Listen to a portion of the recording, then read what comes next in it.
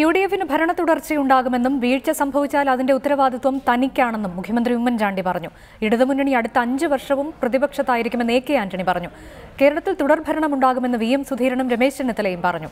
UDF നല്ല വിജയം നേടുമെന്ന് K M Mani പറഞ്ഞപ്പോൾ വികസനവും കരുതലുമാണ് തെരഞ്ഞെടുപ്പിൽ മുഖ്യ ചർച്ചയായതെന്നും യുഡിഎഫ് അധികാരത്തിലെത്തുമെന്നും പി കെ കുഞ്ഞാലിക്കുട്ടി പറഞ്ഞു.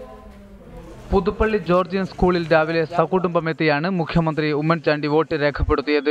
യുഡിഎഫിന് ഭരണ തുടർച്ചയുണ്ടാകുമെന്നും തെരഞ്ഞെടുപ്പിൽ വീഴ്ച സംഭവിച്ചാൽ അതിന്റെ ഉത്തരവാദിത്തം തനിക്കെന്നും ഉമ്മൻചാണ്ടി പറഞ്ഞു.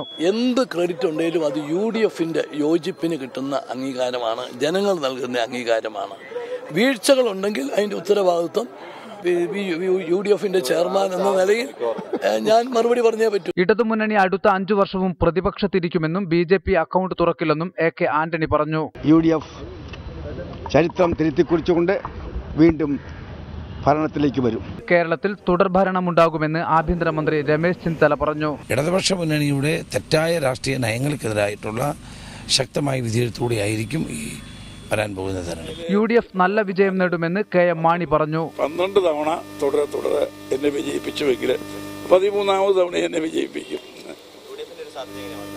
യുഡിഎഫ് നല്ല മെജോറിറ്റി കിട്ടും. വികസനവും കരുതലുമാണ് ചർച്ച ചെയ്യുന്നതിനാൽ യുഡിഎഫ് വീണ്ടും അധികാരത്തിലെത്തുമെന്ന് പി കെ കുഞ്ഞാലിക്കുട്ടി പറഞ്ഞു. യാതൊരു നെഗറ്റീവ് കാര്യങ്ങളും യുഡിഎഫിനില്ല.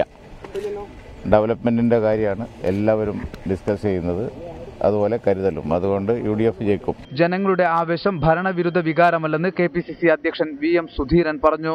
ഒരു മാതൃകാ സംസ്ഥാനമായി പരിപൂർണമായി മാറ്റിയെടുക്കാൻ വേണ്ടിയുള്ള ആ പരിശ്രമങ്ങളുമായി മുന്നോട്ട് പോകുമ്പോൾ ജനങ്ങൾ യുഡിഎഫിന്റെ ഈ നയങ്ങൾക്ക് ഒപ്പം നിൽക്കും എന്ന ഉറച്ച പ്രതീക്ഷയാണ്. Reporter, news desk.